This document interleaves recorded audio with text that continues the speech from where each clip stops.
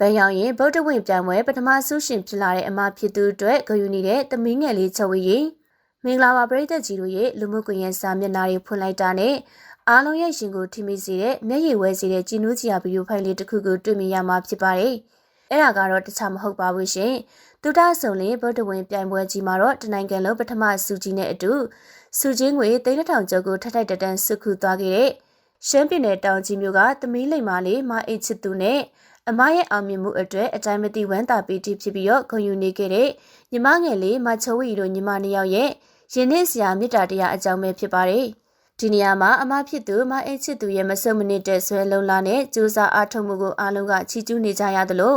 ပရိသတ်ရဲ့အသက်နှလုံးကိုအများဆုံးဖန်ဆားသွားနိုင်ခဲ့တာကတော့အသက်17နှစ်အရွယ်သားရှိသေးတဲ့ညီမငယ်လေးချိုးဝီရဲ့အင်တာဗျူးဖြေဆိုမှုတွေပဲဖြစ်ပါတယ်။ကလေးရွယ်လို့ဆိုရပေမဲ့သမီးလေးချိုးဝီရဲ့စကားပြောဆိုပုံကအရန်ကိုတွက်လက်ချက်ချလွန်လာပါတယ်။စကလုံးရွေးချယ်သုံးနှုံပုံတွေခန်းစားချက်ကိုပွပွင့်လင်းလင်းနဲ့ရဲရဲဝံ့ဝံ့ဖော်ပြတတ်ပုံတွေကတော့တကယ်ကိုအော်ချီကျူးစရာပါပဲ။အမဖြစ်သူအခုလိုပထမစုကြည်ရသွားတဲ့အပေါ်မှာတော့ခုံယူဝမ်းသာလို့မျက်ရည်တွေကြိုင်နဲ့ဖြေချနေတဲ့သူ့ရဲ့ချစ်စရာကောင်းလာတဲ့အမူအရာလေးတွေကြောင့်ပရိသတ်တွေကအသေးရပြီးတော့ချစ်မွားဖြစ်နေကြရတာပါ။မချိုးရီလေးကသူ့ရဲ့အမပန်းရောက်ပြီးတော့မိသားစုကိုလှုပ်ကြည့်ခဲ့ရတဲ့အချိန်တွေကိုပြန်လည်ပြောပြရမှာတော့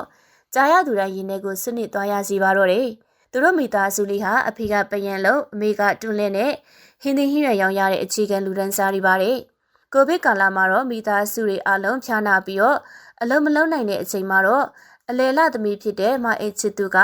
ကလေးရွယ်လေးနဲ့တအိမ်ဝင်တအိမ်ထွက်ပန်းတွေလိုက်ရောက်ပြီးတော့မိသားစုထမီအုပ်ကိုတောင်းယူခဲ့ရတာပါ။အဲ့ဒီအချိန်ကအမဖြစ်သူရဲ့အဖြစ်ကိုတွေ့ပြီးတော့ညီမလေးကအခုလိုရင်ဖွင့်လာခဲ့ပါတယ်။မမပန်းရောင်နေတာကိုသူ့တငယ်ချင်းတွေနဲ့မတော်တဆတွေ့ပြီးတော့တငယ်ချင်းတွေကလောင်ကြမှာကိုသမီးအရန်ကိုစိုးရင်ခဲ့ရတယ်။မမရှစ်သွားမှာကိုသမီးကြောက်နေခဲ့တယ်လို့ရိုးရိုးရှင်းလေးနဲ့ဆိုနေခဲ့ပါတယ်။ကို့အမမျက်နှာငယ်ရမှာသူများလောက်ပြောင်းတာခံရမှာကိုစိုးရင်ပေးနေတဲ့တွေးပူပေးနေတဲ့ဒီအသက်17နှစ်အရွယ်ကလေးမလေးရဲ့စိတ်ဓာတ်နဲ့စာနာနားလည်မှုကတကယ်ကိုကြီးမားလာပါတယ်ရှင်။ဒါရီမကသေးပါဘူး။ပြိုင်ပွဲဖြစ်ဆိုနေတဲ့အချိန်မှလည်းမမဖြစ်နေနဲ့ပြင်မဲ့ပြီးလဲကျသွားမှာကိုသမီးအရန်ကိုစိတ်ပူခဲ့ရတယ်။မမကသူ့ရွယ်နဲ့မလိုက်အောင်မိသားစုပေါ်ရှာဖွေကျူးမွေးခဲ့လို့မမကိုအရန်တနာမိရဲ့ဆိုပြီးတော့ရှာကြီးတဲ့ငယ်ငိုကြွေးနဲ့ပြောပြသွားတာဟာ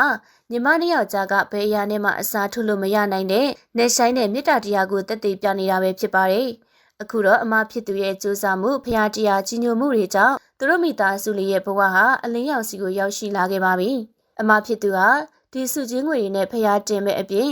စင်ရဲသားတွေကိုကူညီကုသပေးနိုင်တဲ့ဆရာမကြီးဖြစ်ချင်တယ်လို့မုံမြတ်တဲ့ရည်မှန်းချက်တွေကိုထားရှိပါတယ်။ဒီအောင်မြင်မှုကြောင့်ပဲအပျော်ဆုံးသူကတော့ညီမလေးချိုးရီပါပဲ။မိသားစုစားဝေးနေရေးခက်ခဲလွန်းလို့ငငယ်ရွယ်နဲ့ထိုင်းနိုင်ငံကိုတွားရောက်အလုပ်လုပ်ကိုင်နေရတဲ့အကူအကြီးဆုံးကိုလည်း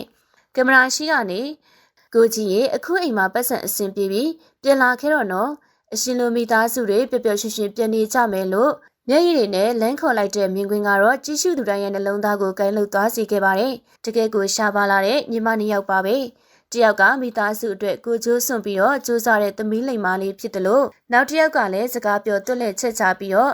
အမရဲ့ကျေးဇူးကိုသိတတ်တဲ့အမအတွက်တွေးပူပေးတတ်တဲ့ချစ်စရာညီမလိမ္မာလေးပါပဲ။ဟုတ်ကဲ့ပါရှင်ဗီဒီယိုလေးကိုကြည့်ရှုနေတဲ့ပရိသတ်ကြီးတို့ကရောကိုအမမျက်နှာငယ်ရမှာကိုစိုးရင်ပေးနေခဲ့ပြီးတော့အခုချိန်မှာတော့အမအတွက်ခုံယူဝမ်းသာစွာနဲ့အချိုမေဆုံးမျက်ရည်တွေကျနေတဲ့စကားပြောချစ်စရာကောင်းတဲ့ညီမလေးချုပ်ဝရင်နဲ့မအိတ်ချစ်သူတို့ညီမနှစ်ယောက်အပေါ်မှာဘလို့ရှုမြင်ကြပါသလဲရှင်ဒီမိသားစုလေးအမြန်ဆုံးအတူတူပြန်ဆုံစည်းနိုင်ပါစေလို့ကွန်မန့်မှာဆုတောင်းစကားလေးတွေရေးသားပေးခဲ့ကြပါဦးနော်အခုလိုကြည့်ရှုအားပေးခဲ့ကြတဲ့သူတိုင်းကိုလည်းကျေးဇူးတင်ပါတယ်ရှင်